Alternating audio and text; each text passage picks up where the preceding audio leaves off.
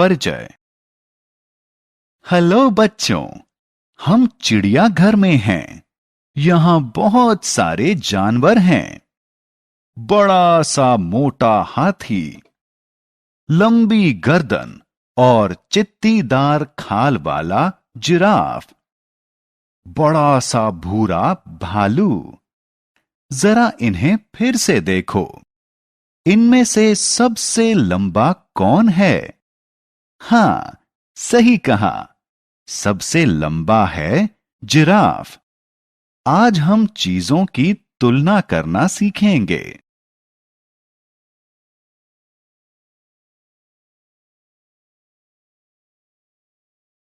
आओ सीखें।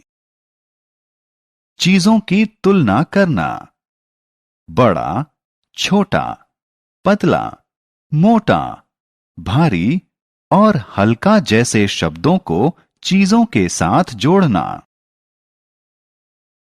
छोटा या बड़ा। हम यहां दो बॉक्स देख रहे हैं, लेकिन ये अलग अलग आकार के हैं। जब दो चीजें समान आकार की नहीं होती, तो हम उनकी तुलना करते हैं।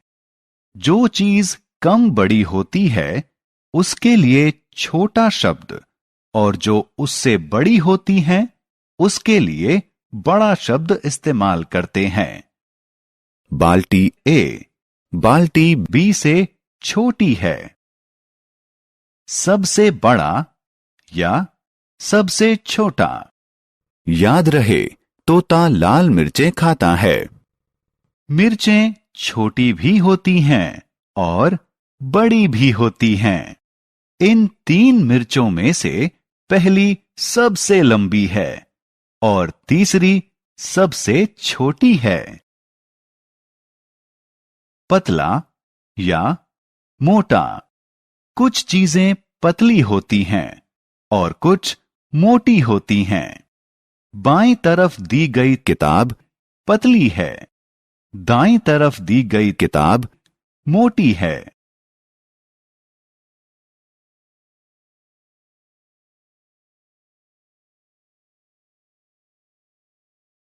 सबसे मोटा या सबसे पतला। तीन से ज्यादा चीजों की मोटाई की तुलना करने के लिए हम सबसे मोटे और सबसे पतले शब्दों का इस्तेमाल करते हैं। पहली छड़ी सबसे मोटी है, तीसरी छड़ी सबसे पतली है।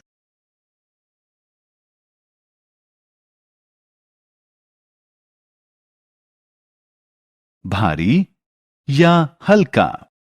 जिन चीजों को उठाना मुश्किल होता है, वो भारी होती हैं, और जिन चीजों को आसानी से उठाया जा सकता है, वो हल्की होती हैं।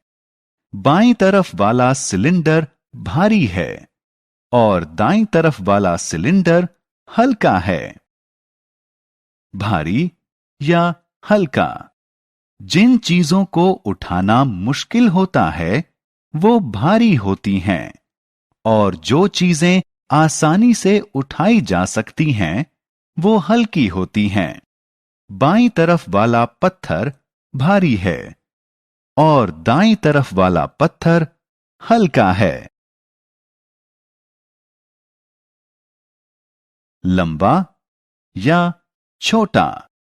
कुछ पेड़ लंबे और कुछ छोटे होते हैं। जिराफ लंबा होता है, चूहा छोटा होता है।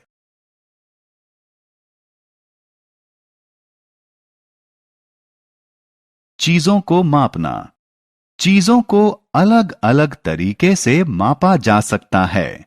आप उन्हें अपने हाथों की चौड़ाई के हिसाब से माप सकते हैं। आप इसके लिए अपने हाथों का इस्तेमाल कर सकते हैं। आप तो मापने के लिए अपने कदमों का भी प्रयोग कर सकते हैं। आप दूरी मापने के लिए अपने पैरों का भी इस्तेमाल कर सकते हैं।